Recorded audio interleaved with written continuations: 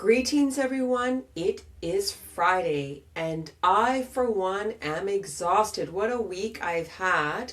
I don't know how yours has been, but hey, I'm sure everyone is quite busy and tired and ready for the weekend. This week, we have worked on successful sentences. I hope that this week has helped you. I've added visuals this week in the form of a presentation so that you've had a guide to help you because it's been kind of a grammar-based week. Next week, I'm going to talk about mindset, but I'll tell you about that at the end of the video. Basically, I'm going to talk about what it takes to learn English. But again, I'll get into that later. For now, I want to first review what we've gone through this week so that we can take it and build on it. And then at the end, I'm going to kind of deconstruct and then reconstruct the sentence constructs we've learned. All right, here we go. This week, I explained to you the basic English sentence construct. Subject, verb, object. This is what all of your English sentences need to include. Not should include, need to include. All right. I read books. I am the subject. Read is the verb and books is the object. Who is doing the action in the sentence? I. What is the action in the sentence? Read. And what is that action being done to? Books. I read books. She drinks coffee. She subject, drinks verb, coffee object. We watch movies. Who is doing what? We are. What are we doing? Watch. And what do we watch? Movies. We watch movies. Memorize this, use this, think about this, dream about this. This will help you elevate your English. This will help you speak English tomorrow, today. Then we took this basic idea of subject, verb, object, and we talked about turning two of them into one compound sentence. Example, she ran, he walked. Put them together, she ran and he walked. Now these are missing the object, but it's still a complete verb because the minimum we need is a subject and a verb. She ran, she subject, ran verb, and he walked, and is the linking word, and he is the second subject, walked is the second verb. Very, very simple. Now, what's and? What is that linking word? Well, it's a conjunction, and it's a connector, and there's 7 main connectors in English. That's what you're going to use to connect the two parts of the sentence. And these are the words that we use to connect two subject, verb, object, or subject, verb sentences, simple sentences. Here's another example we looked at. She studied, she passed. She studied and she passed. She passed because she studied. She studied, so she passed. All right. Independent clause. Now we just saw 2 independent clauses. An independent clause is a simple sentence that is complete. It doesn't need anything else. It follows subject, verb, and most often object. It stands alone. It doesn't need more information. It's a complete idea. Now what's a dependent clause? It's not a complete sentence. It can't stand alone. When we hear a dependent clause, we're always waiting for more information. It usually has a subject and a verb, but it often starts with words like because, when, if, although, while, since, and that.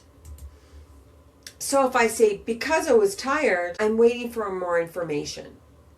If you study hard, what? If I study hard, what?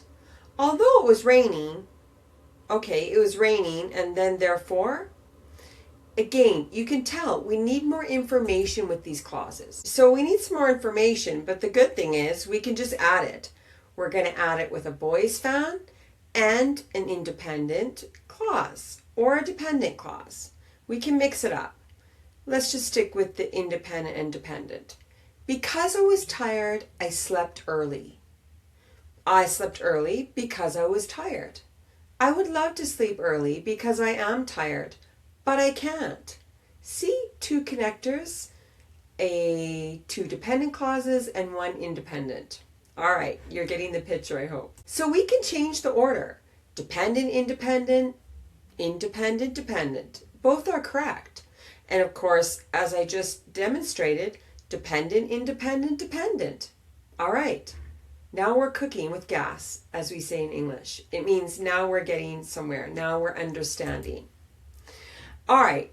Again, I just illustrated. We can add more information. Because it was raining, we stayed inside and we played games.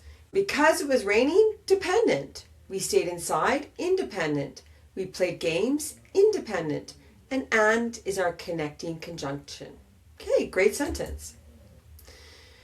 Now, that's it for our more compound connected sentences. But yesterday we talked about adding more information to those types of clauses to create even more complex sentences. Now we talked about adjectives. Adjective is a word that describes a noun. A noun is a person, place, or a thing. And we place our adjectives immediately before the noun they describe. Beautiful mother, big house, hot coffee.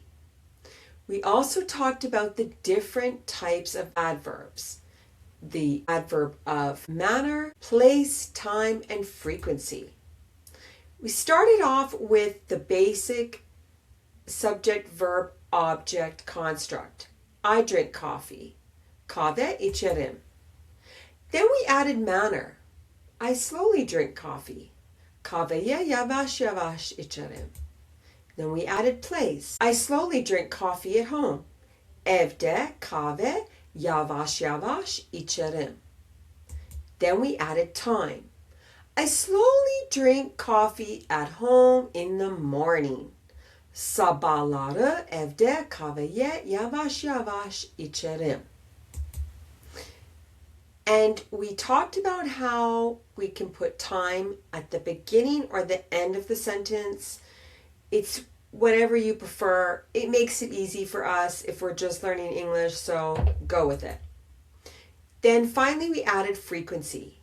I always slowly drink coffee at home in the morning. Sabahlara evde kahve hep yavaş yavaş içerim. Then we added the adjective. I always slowly drink hot coffee at home in the morning. Sabahlara evde sıcak kahve hep yavaş yavaş içerim. And that was our final sentence, our very long, descriptive, full of information sentence. And now we move on. I usually take careful long walks in the park every morning. So we have every element in there. Now I like this sentence, but what I'm interested in today, after our little review, which we've just finished, is how we can actually say this in daily speech. This is a sentence I constructed to illustrate how we put all of these parts of speech in the sentence. But do I really talk like that in my daily life? I usually take careful long walks in the park every morning. No, I don't talk like that. I would probably say I usually walk in the park every morning. I'm not writing a book right now with this sentence. So if I'm talking to my friend and they say, how are you exercising lately? I could say, yeah, I usually walk in the park every morning. All right, let's try this one. Last summer, I often read beautiful books comfortably on the beach. Now, how would we say this in daily speech?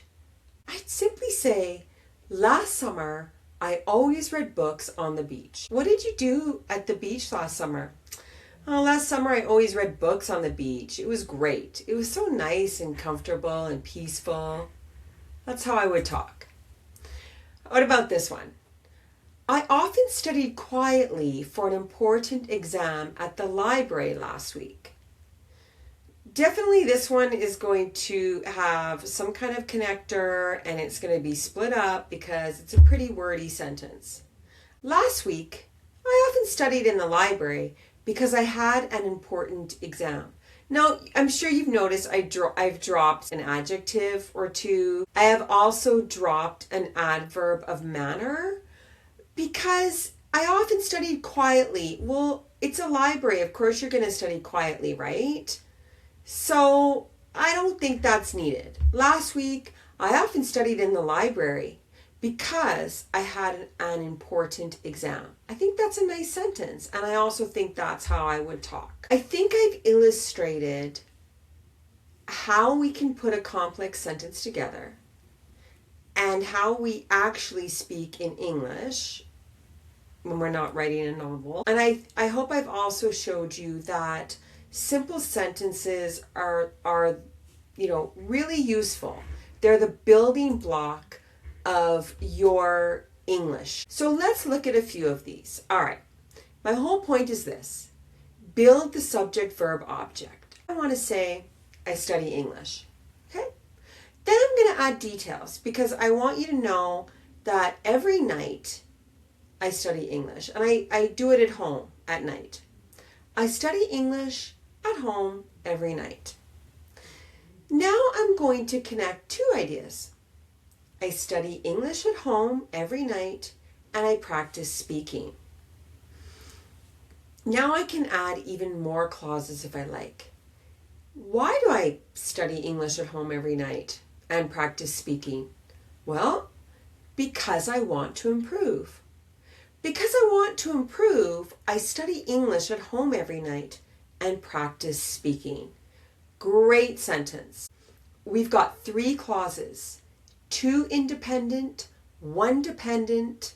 We've got an adverb of place, and we've got a conjunction. It's a great sentence, and it's not that complicated. You can make that simple sentence. I want to improve. I study English. I practice speaking. I want to improve, so I study English and practice speaking. Okay, if you're not ready for everything else, stick with that. I want to improve, so I study English and practice speaking. Not a bad sentence. Let's do another one.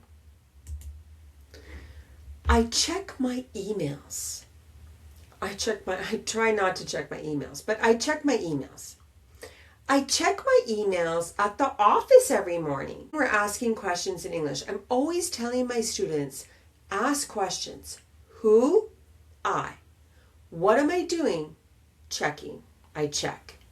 Check what? My emails. All right. I want to tell you where I check my emails. I check my emails at the office. Okay. I want to tell you when I check my emails. I check my emails at the office every morning. Now I want to give you even more information. So checking your emails is great, but it's important that I reply to them. I do something with my emails. I check my emails at the office every morning and I reply to them.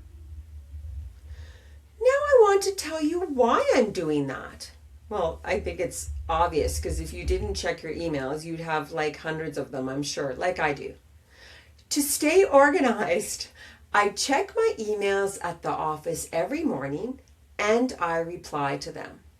It's a great idea. I wish I had time to do it. But you get the idea. We have a dependent clause to stay organized. Independent, I check my emails. Independent, I reply to them.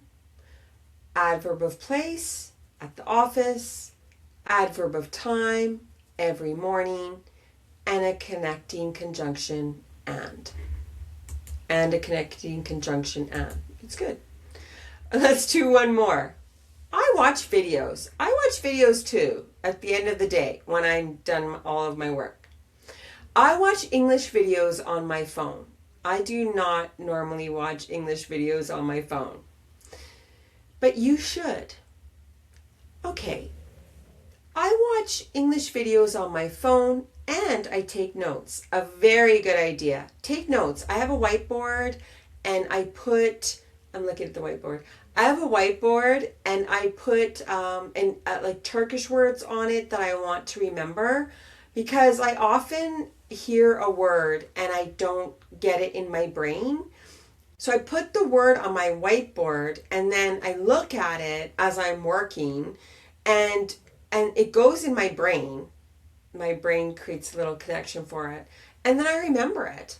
And then I take that word off and I add more words. I'm always rotating the words on there until I believe that I remember them. That's a really easy thing to do. There's so many little tricks to learning English. Next week is about mindset, like I said, and that will be one of my hacks. I better remember that. I'll write it down. I'll take a note. All right, now we're going to add our another clause. When I have free time, I watch English videos on my phone and I take notes. So when I have free time, it's a dependent clause.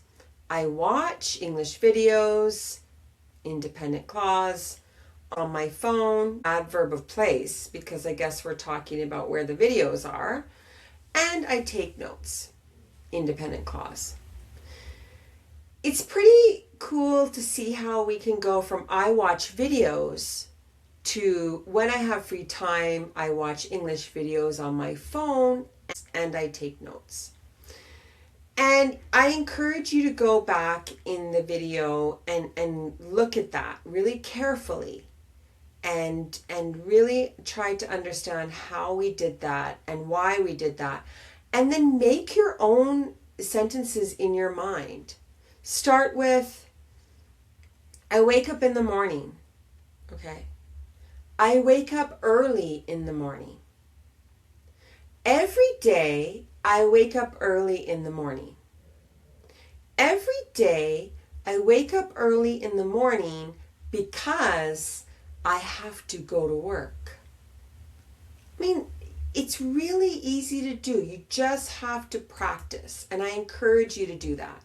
So what's my takeaway for this whole week?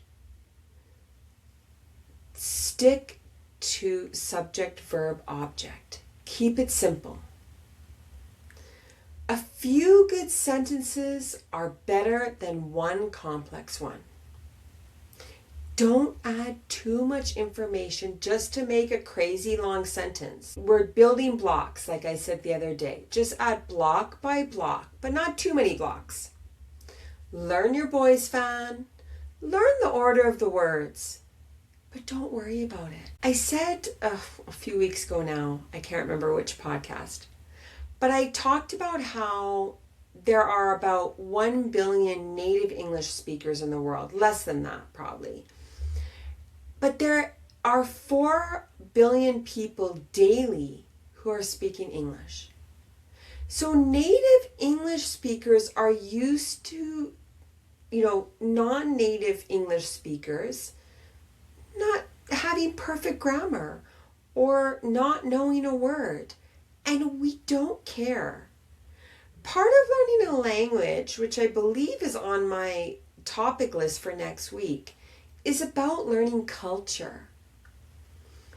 English culture, we love people who try. We love effort. We love just having a go at something. That's part of our culture. And so we're not worried about, perfection. We look at people who are trying to learn something and we really honor and respect them, because that's a very cool thing to do. If you're watching this video because you're trying to learn English, you're doing something so that you can learn English. And we'll talk about that again next week. You're not going to learn English through one lesson a week. You just won't. I'm not going to lie to you. I'm not going to say something on this video so that you like my videos and watch them. Actually, that's not why I'm here. That's not why I'm sitting here late at night and making a video for you. I'm making a video for you. I'm making all of these videos for you because to learn English, you need to look at something English every day. Whether it's a podcast that I'm doing or a video, there's so many people doing English content on YouTube. Great, go for it. Find your favorite people and watch their content daily. If it's a video or watch a episode of Friends. A lot of my young students when I taught at private school loved Friends. And trust me, the ones who watched it daily, many times, they spoke great English. And you can speak great English too. But you have to go for it. And don't be afraid to make a mistake. Don't be afraid to take a simple sentence and connect it to another simple sentence and add more information. Or don't be afraid just to say a string of simple sentences. I often do this in Turkish and I don't care. As long as you can understand me, I'm happy. All right, I hope that you will be happy on this weekend. Relax, have some fun, study some English, take care. And I will see all of you back next week, hopefully, for my next week's theme, which is the mindset you need to learn English. A lot of my students say, I couldn't learn English. I can't learn English. I've studied English for years. A lot of it is mindset. You can learn English, you can speak English, but you need the right mindset, and I'm going to talk about that next week. I hope you all have a wonderful day, afternoon, evening, night, whenever you're listening to this. And I will see you next week. Thank you so much for tuning in to Istanbul's Everyday English. I'm Natalie. Thank you so much. Goodbye.